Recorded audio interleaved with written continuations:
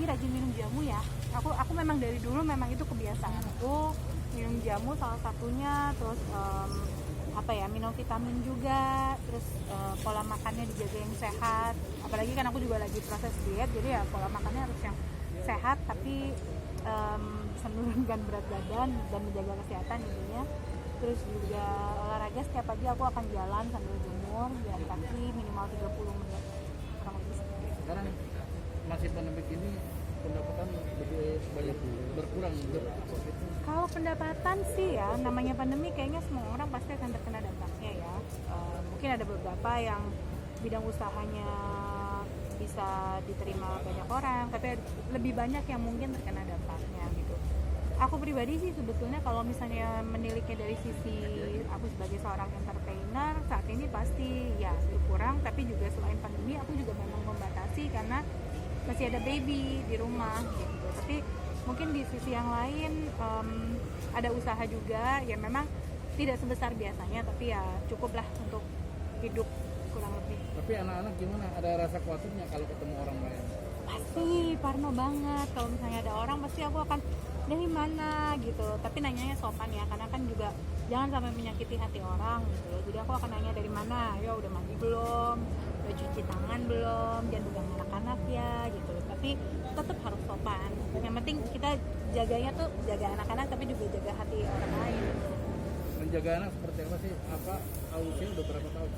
Anak usia 2 tahun, sekitar 2 tahun 3 bulan dan 7 bulan. Menjaga anak ya bukan karena di rumah aja ya, kegiatanku ya masakin, ajak bermain, belajar, terus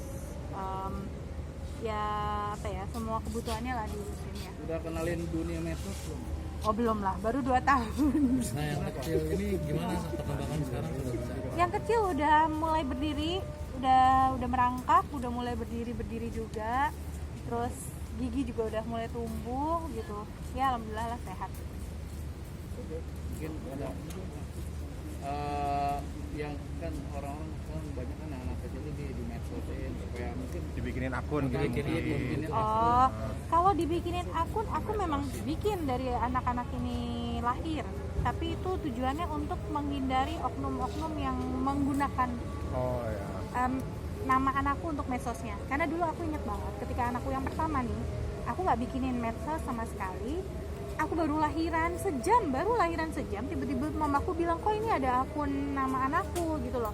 Detik itu juga aku bikin supaya tidak salah fungsikan gitu loh. Jadi akhirnya aku bikin ini yang official tapi nggak aktif sih sebenarnya. Aku tidak terlalu aktifin akunnya, lebih kepada ini yang official gitu. Selain itu hanya mungkin fans atau